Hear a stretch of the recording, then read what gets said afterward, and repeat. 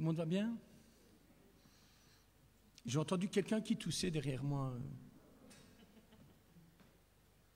Je rappelle, hein, si jamais on n'est pas bien, on reste à la maison, hein, on ne prend aucun risque et surtout on ne fait prendre de risque à personne d'autre. Qui a toussé?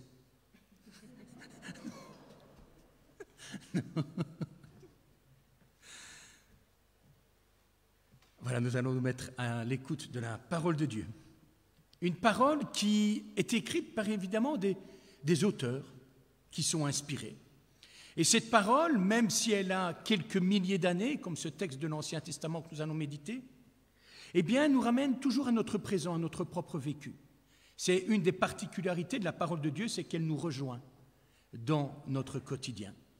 Et c'est pourquoi il est dit en Hébreux 4, verset 12, « La parole de Dieu est vivante et opérante, plus pénétrante qu'aucune épée à deux tranchants. » Cette parole de Dieu, quand elle vient, elle touche où on a besoin. Et ce matin, nous allons prendre un texte dans l'Ancien Testament qui nous garde dans cette thématique très nature des arbres. On a vu le psaume 1 et on s'en rappelle avec ses racines qui vont vers le courant d'eau. On a vu le cep et les sarments. Aujourd'hui, je voudrais vous amener sous un genêt. Sous un genêt. Tout le monde sait ce qu'est un genêt? Oui. Une histoire bien connue, et je suis sûr que tous vous vous rappelez de qui je veux parler sous ce genêt. Personne ne sait. Pas grave, on n'est pas à l'école, ça ne compte pas pour des points. On va prendre le premier livre des rois, au chapitre 19. Quelques versets. Akab rapporta à Jézabel tout ce qu'avait fait Élie et comment il avait tué par l'épée tous les prophètes. Jézabel envoya un messager à Élie pour lui dire « Que les dieux me traitent dans toute leur rigueur si demain, à cette heure, je ne fais de ta vie ce que tu as fait de chacun d'eux. » Élie, voyant cela, se leva et s'en alla pour sauver sa vie. Élie se leva, s'en alla pour sauver sa vie. Il arriva à Beersheba, qui appartient à Juda, il y laissa son serviteur. Puis, il alla dans le désert où, après une journée de marche, il s'assit sous un genêt et demanda la mort, en disant « C'est assez. Maintenant, Éternel, prends mon âme, car je ne suis pas meilleur que mes pères. » Il se coucha et s'endormit sous un genêt.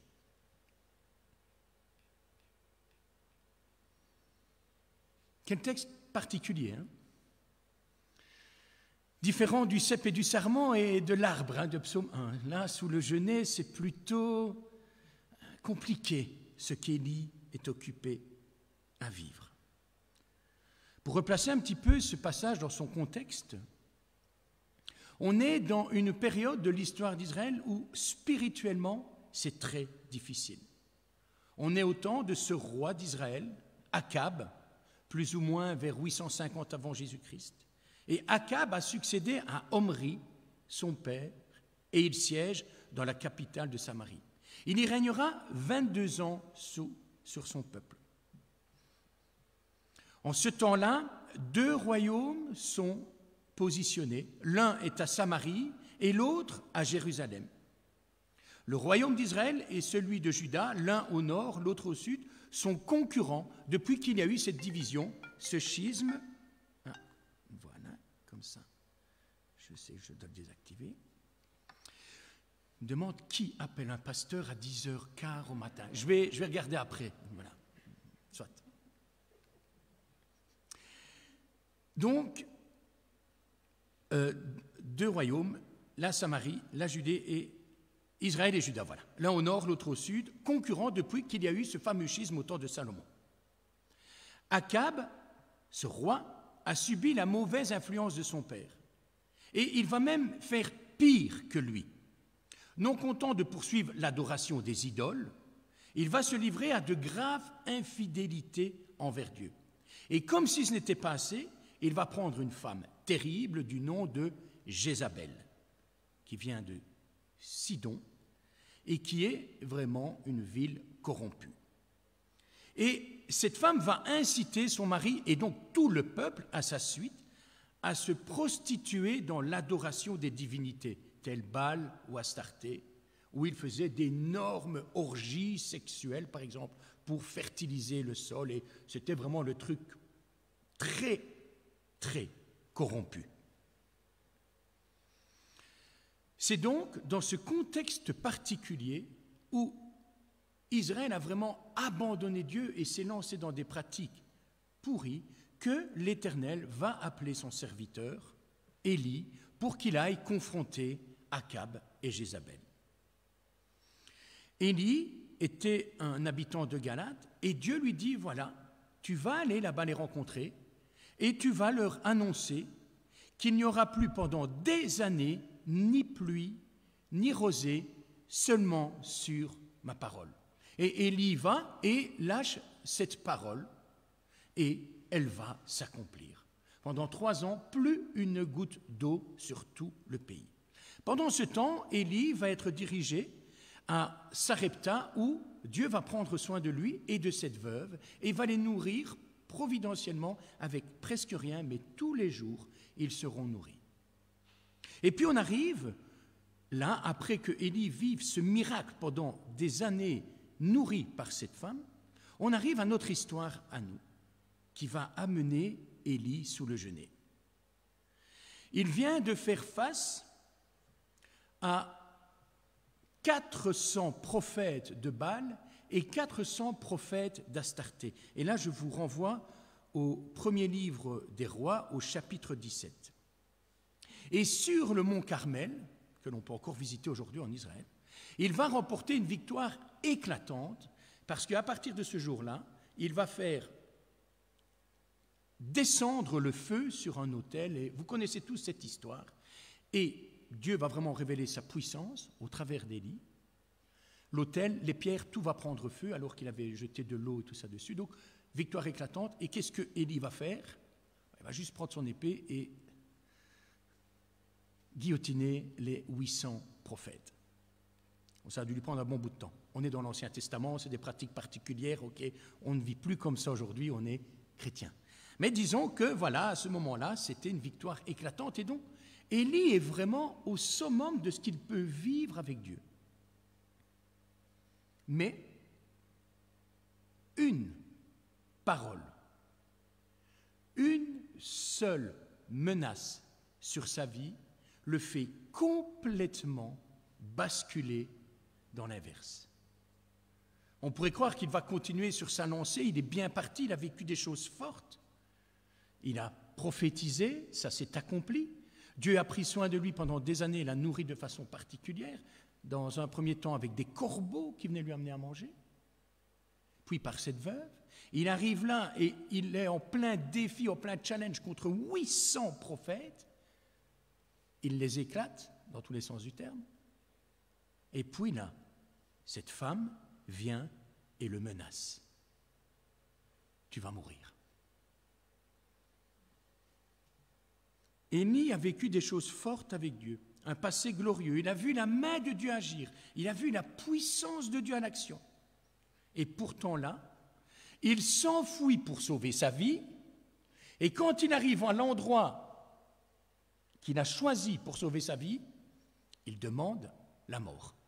Et sombre dans un de ces moments les plus terribles de dépression, quand il dit « C'en est trop, maintenant, Éternel, prends ma vie. » Fatigué physiquement, épuisé mentalement, spirituellement au bout du rouleau, se sentant menacé, Élie n'en peut plus. La peur, la fuite, l'inquiétude, l'isolement, les mauvaises pensées, le mal-être, le ras-le-bol, l'amène à une des déclarations les plus sombres, « Prends ma vie ». Malgré tout le négatif, Élie fait deux choses de très bien. Primo, il s'adresse à Dieu. Il le prie, même au plus terrible de ces ténèbres, il s'adresse à Dieu. Et deuxièmement, il demande à Dieu de lui reprendre la vie. Il ne le fait pas lui-même. Donc, on voit quand même une certaine foi qui reste là. La Bible, quand on lit dans l'épître de Jacques, nous dit que Élie était un homme de la même nature que nous, pour ce qu'il a prié, pour ce qu'il a fait, pour la foi qu'il avait, mais également dans tout ce que nous sommes comme lui en tant qu'être humain. Un homme qui a certainement les mêmes faiblesses, problèmes, défaillances que nous.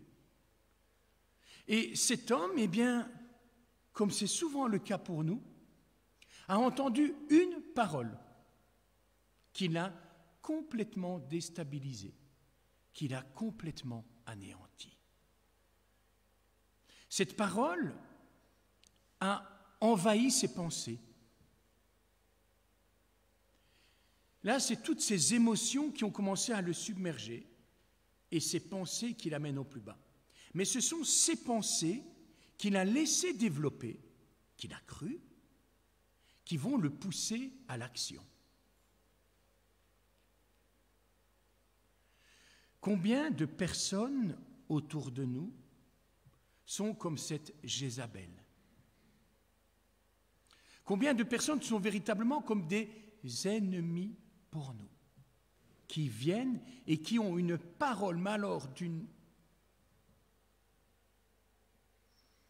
dureté qui nous déstabilise. Pourtant, on peut se dire, mais Élie, quand même, tu viens de voir comment Dieu a agi. Tu as toi-même, là, pu anéantir 800 prophètes. Et maintenant, la parole de cette femme qui vient et qui t'amène au pire de ce que tu peux espérer, la mort. Combien nous-mêmes ne sommes pas déstabilisés par une parole comme ça qui peut être, mais vraiment un ravage à notre vie, que l'on peut entendre dans les médias, que l'on peut entendre de personnes avec qui nous avons eu des problèmes, des ennemis, entre guillemets, et où ces paroles restent là et on n'arrive pas à les enlever parce qu'elles ont trouvé vraiment un point d'ancrage dans notre tête. Et où ces paroles sont devenues comme une vérité, une menace, ou quelque chose, mais qui nous fait vraiment peur. Là, c'est une ennemie en chair et en os qu'Élie a eue, Jézabel. C'est pas un beau prénom pour un enfant. Combien d'ennemis ont semé ce genre de paroles dans nos vies, qui aujourd'hui encore résonnent. Là, elle est en chair et en os, mais nous savons que nous avons tous et toutes un ennemi commun, celui que la Bible appelle le diable, et qui joue exactement sur le même registre. Neil Anderson a écrit un livre, Une nouvelle identité pour une nouvelle vie, et il écrit ceci.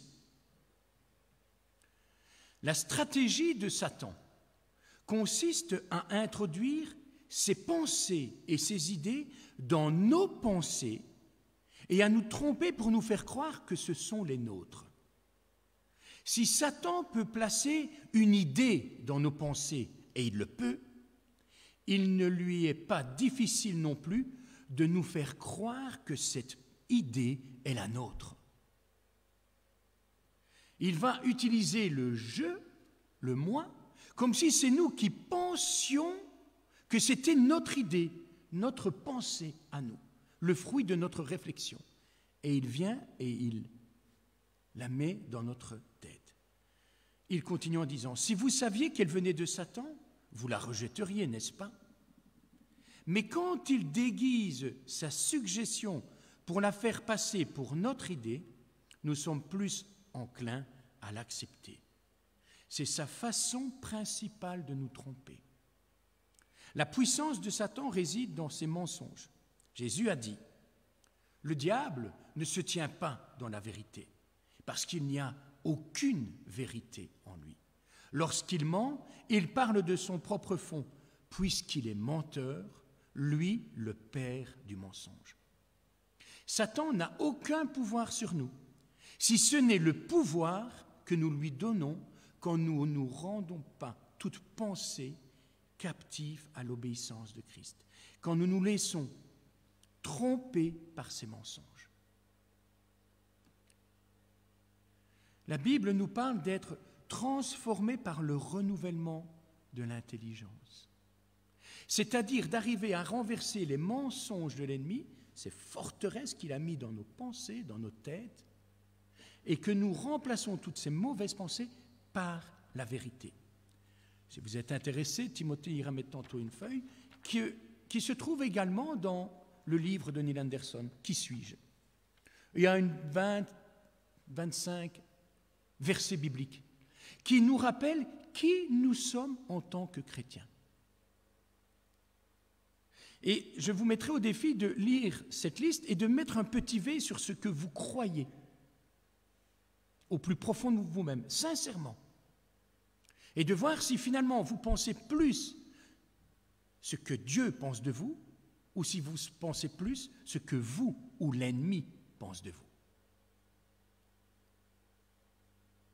Ce que nous sommes ne dépend pas de ce que les personnes d'à côté nous disent. Ce que nous sommes dépend de ce que Dieu dit de nous, de ce qu'il croit en nous, de ce qu'il déclare sur nos vies, des promesses qu'il nous fait, mais pas de tout ce que les autres peuvent dire, même s'ils sont une multitude. Pensons simplement à Jésus, qui s'est retrouvé seul devant Pilate, seul avec une foule qui préférait un brigand, un voleur notoire, plutôt que lui. Si Jésus avait eu ce même raisonnement de se laisser écraser, il n'aurait jamais été à Golgotha.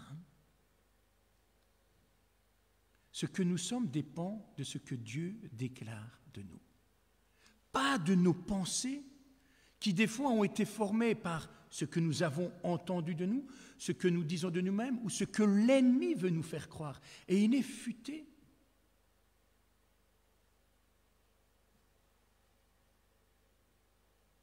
Cette page, elle est bien faite parce que c'est tous des versets bibliques. Et se remplir de la pensée biblique, c'est mieux que de se remplir de la pensée du monde ou de nos propres pensées, qui souvent ne sont pas les plus justes. Mais des fois, cette parole, ce n'est pas un ennemi qui le profère, ce n'est pas l'ennemi de nos âmes, Satan, qui parle mal sur nous, mais des fois, c'est même quelqu'un en qui nous avons confiance, quelqu'un à qui nous donnerions le bon Dieu sans confession. Combien d'enfants, d'ados, ont reçu des paroles dures de leurs propres parents?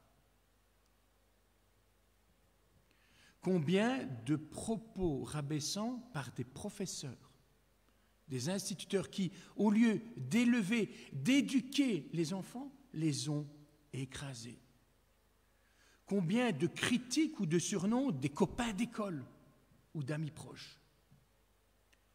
Combien de langues de serpent d'un frère ou d'une sœur de l'Église? Et ces paroles viennent et elles peuvent nous bloquer. Une parole, une menace peut arrêter quelqu'un dans son service pour Dieu. Tellement cette parole va gagner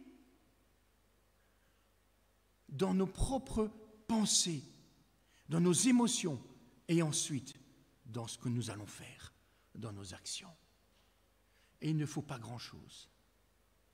Il ne faut pas 1000 prophètes derrière nous. Il suffit d'une mauvaise parole de quelqu'un en autorité. Et je pourrais parler d'un pasteur ou d'un membre du consistoire ou d'un ancien qui peut avoir dit une parole crapuleuse et à qui on va donner du crédit.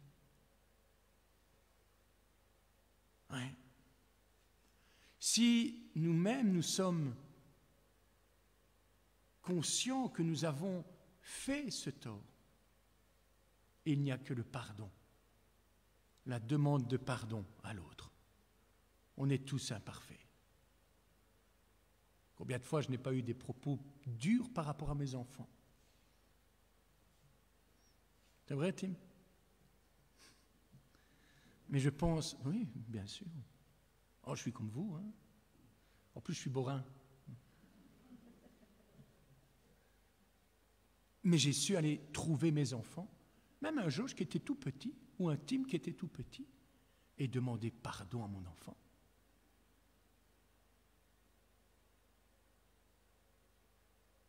Le pardon. Si par contre on a été victime de mauvaises paroles, il ne faut pas avoir peur de confronter la personne. Pas pour l'agresser, hein. Pas comme Élie avec une lame bien affûtée, non, non. Aller et dire, tes paroles m'ont blessé. Pourquoi tu me parles comme ça alors que Dieu lui-même ne se permettrait pas de me parler comme ça?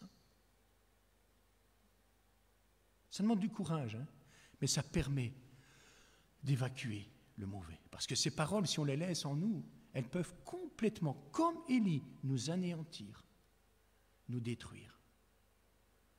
Des fois, quand on voit des jeunes qui ont des problèmes avec l'alcool ou avec la drogue ou à l'école, que ça ne va pas, et qu'on creuse un petit peu, on se rend compte que ce sont des personnes qui n'ont jamais été valorisées, qui au contraire ont entendu et ont entendu et ont entendu. Et je ne sais plus combien de bonnes paroles il faut pour contrebalancer des bonnes paroles.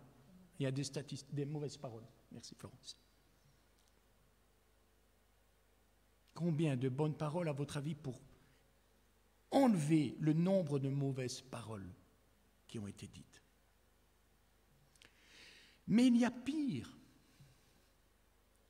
que nos ennemis, que l'ennemi de nos âmes, que ceux que nous aimons et qui nous ont fait du mal. Des fois, il y a cette voix qui nous déstabilise, mais qui vient de l'intérieur. Vous savez, quand le matin, on se lève, qu'on arrive devant le miroir et qu'on se dit « Pouah, que je suis moche aujourd'hui. Que je suis gros. Je rate un truc et je fais oh, que je suis con. Ah pardon, il y a la caméra. Suis-je bête ?» Non, on le fait. Ces propos durs que nous avons sur nous-mêmes. Dans le livre des Proverbes, il y a ce verset, chapitre 4, verset 23, retenez-le. « Prends garde à ce que tu penses au fond de toi-même. C'est plus important que tout, car ta vie en dépend. » Parce que ce que nous pensons de nous-mêmes risque de prendre le dessus sur ce que Dieu pense de nous-mêmes. Et c'est intéressant de voir que Dieu, à chaque fois qu'il a appelé des serviteurs ou des servantes, ils ont toujours eu quelque chose à répondre, parce que l'image qu'ils avaient d'eux-mêmes ne correspondait pas à l'image que Dieu avait d'eux. On a facile à être critique. Avec les autres, ouais, mais avec nous-mêmes encore plus. Bien avant que la psychologie n'apparaisse, Dieu a affirmé dans ce livre des Proverbes que nos pensées déterminent nos sentiments, qui déterminent à leur tour nos actes. Si nous voulons changer nos vies, eh bien on doit d'abord maîtriser notre façon de penser et d'avoir un regard qui est juste sur nous-mêmes. Alors maintenant, si j'ai un petit bidon, ce qui est le cas, et je ne vais pas me dire, oui, je vais me le dire, je suis une merveilleuse créature, mais je vais faire en sorte que ce petit bidon disparaisse, c'est logique. Okay, je ne vais pas me dire, oh je suis mince, oh je suis mince. Non, non, parce que des fois dans le milieu chrétien, c'est ce qui se passe. Je rigole, mais là, vous savez, cette pensée positive, ce que je vais déclarer va se réaliser. Ouais, je peux me dire tous les jours, je suis mince. Si je mange tout ce que Florence me prépare, c'est de sa faute évidemment, hein. Non, mais vous comprenez hein, la logique. Hein. Mais des fois, quand vous lisez certains auteurs chrétiennes aujourd'hui, style Joyce Meyer, pour ne pas la citer, Elle va arriver à vous faire croire que ce que vous allez déclarer va changer les choses. Je disais encore au matin, déclare que tu es guéri et ta maladie disparaîtra. Mais oui, mais c'est tellement simple. Comment est-ce qu'on est con? Pourquoi on ne le fait pas? Je suis guéri, je suis guéri, je suis guéri. Si c'était aussi stupide, pourquoi il y aurait eu besoin de la croix, de la foi? Pourquoi Dieu ne ferait pas tout ça si ça dépendait de nous? Je ne parle pas de ces cas de figure-là, non, de l'image que nous avons de nous-mêmes. Quelqu'un qui est malade pourra peut-être se dire « je ne suis bon à rien, je n'y arriverai jamais ». Ça, c'est le genre de raisonnement contre lesquels il faut lutter.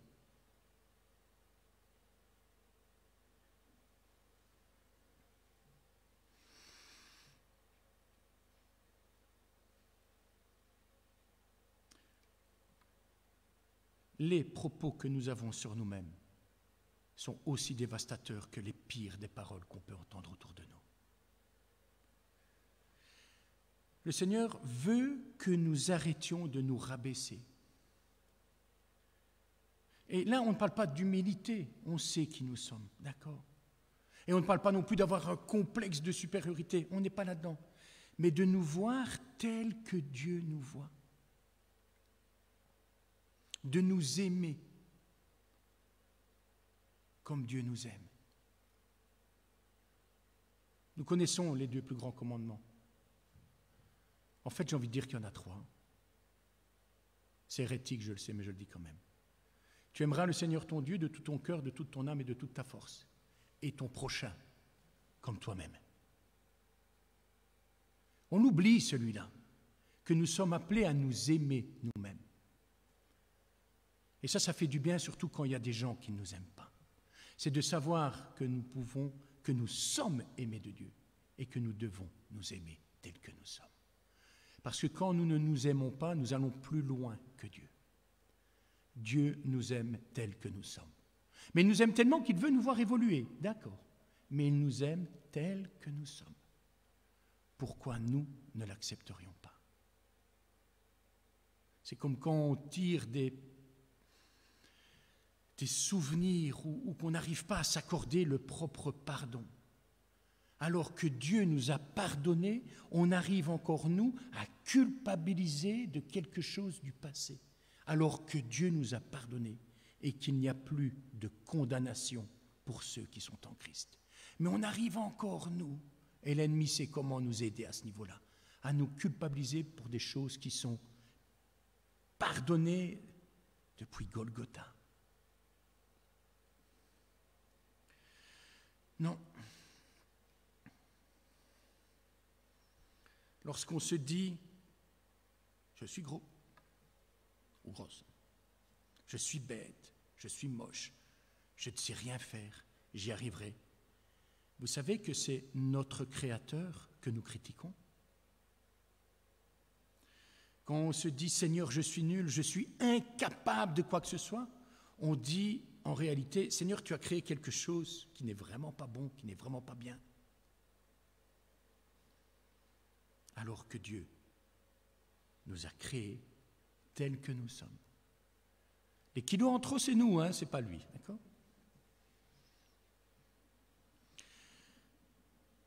Nos pensées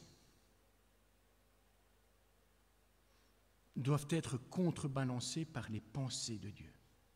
Je vous invite à prendre cette petite page là-bas et à la lire. Et je conclurai avec ceci. Épître aux Philippiens, chapitre 4, verset 8. Enfin, frères, nourrissez vos pensées de tout ce qui est vrai, noble, juste, pur, digne d'amour ou d'approbation, et tout ce qui mérite respect et louange. Nourrissez de vos pensées de ce qui est vrai et pur. En d'autres termes, cessez de penser à tout ce qui ne va pas, mais pensez à toutes ces bonnes choses que Dieu déclare sur nos propres vies. On n'écoute pas les voix des autres, qu'ils soient de braves frères et sœurs qui ont vraiment toujours un petit mot qui pique bien, que ce soit nos ennemis, que ce soit l'ennemi, que ce soit nos propres pensées, que nous puissions vraiment être justes sur nous-mêmes et écouter ce que Dieu dit de nous-mêmes. C'est évidemment en prenant le temps de lire la parole de Dieu et de voir ce que Dieu désire nous dire. On évite de prendre les prophètes des fois, ok? Parce que quand il y a toute cette liste de vous, race adultère, on évite ces choses-là, d'accord? Ça on le sait, l'ennemi, toute la semaine, il nous accable de condamnation, on le sait, donc on ne va pas se faire du tort, même si ça fait du bien de temps en temps. Mais on va se nourrir de ce que Dieu a de beau à déclarer sur chacun d'entre nous. Je vous lis quand même la fin de l'histoire d'Élie, parce qu'on l'avait laissé sous un genêt quand il demandait la mort. Et voici, sous ce genêt, un ange le toucha et lui dit « Lève-toi et mange ». Il regardait, et il y avait à son chevet un gâteau cuit sur des pierres chauffées et une cruche d'eau. Il mangea et but, puis se recoucha. L'ange de l'Éternel vint une seconde fois, le toucha et dit « Lève-toi, mange, car le chemin est trop long pour toi. » Il se leva, mangea et but. Et avec la force que lui donna cette nourriture, il marcha 40 jours et 40 nuits jusqu'à la montagne de Dieu, à Horeb. Dieu n'est pas venu le sermonner, l'engueuler, non. Il a pris soin de lui. Il ne lui a pas dit, elle a menti, c'est pas bien ce que Jézabel a dit. Non, il savait que ça avait aux yeux de Dieu ou aux oreilles de Dieu aucun impact. Et il lui a dit, trace ta route. Vous savez, c'est qui l'ange de l'Éternel, hein? C'est Jésus dans l'Ancien Testament. Hein? Jésus n'est pas juste apparu à la crèche, non, non. Il agissait déjà dans l'Ancien Testament. Et tous ces textes qui nous parlent de l'ange de l'Éternel, c'est Jésus. Et c'est ce que Jésus fera tout le long de son ministère terrestre. Aller vers ceux qui sont pas bien. Parce qu'il a dit, ce n'est pas pour les justes que je suis venu, c'est pour les malades. Pour tous les gens comme nous. Tous les gens qui peut-être ont eu des paroles si dures, qui ont des pensées si négatives. Tant de mal à vivre et accomplir ce que Dieu attend. Et Jésus vient et prend le temps de nous restaurer, de nous faire du bien. Le Seigneur désire prendre soin de nous. Jamais il ne nous accuse, au contraire, il est celui qui va nous remettre debout et nous dire « Continue ta route, trace ton chemin, t'occupe pas des autres, continue. » Il vient avec des paroles douces, mais des paroles vraies. Non. Et il nous invite à continuer notre route. La mission continue et la vie reprend tous ses droits. Prions. Seigneur, merci pour ta parole qui est vivante et efficace, pour ces histoires que nous connaissons mais qui nous font tellement de bien, qui nous rappellent que l'être humain, eh bien, tu le connais bien. Tu sais de quoi nous sommes formés, tu connais nos luttes, nos combats. Tu connais aussi nos propres vies et ce que nous endurons. Des paroles, des situations difficiles, dramatiques, causées par d'autres et des fois par nous. Mais Seigneur, tu n'es jamais là pour nous culpabiliser ou nous condamner. Non, au contraire, tu viens et tu veux nous remplir de toi, de ta présence, nous remplir de ta parole, nous remplir de tes promesses, nous remplir de tes déclarations sur chacune de nos vies. Seigneur, nous avons une valeur inestimable à tes yeux. La preuve, c'est la croix de Golgotha, où tu t'es donné pour moi, pour chacun d'entre nous. Quel prix tu as payé pour chacun d'entre nous. Ne permets pas, Seigneur, que nous nous dévaluions nous-mêmes, que nous nous rabaissions nous-mêmes, que nous ne croyions pas ta parole et tout ce que tu déclares sur chacune de nos vies. Seigneur, donne-nous de te croire sur parole. Donne-nous de vivre cette vie que tu nous donnes, sauvée par grâce, avec des œuvres que tu as préparées d'avance pour chacun d'entre nous, avec une vie que tu désires nous voir vivre intensément, passionnément. Seigneur, merci pour ton amour, pour la vie. Merci pour les soins que tu prends chacun d'entre nous. Merci Seigneur. Amen.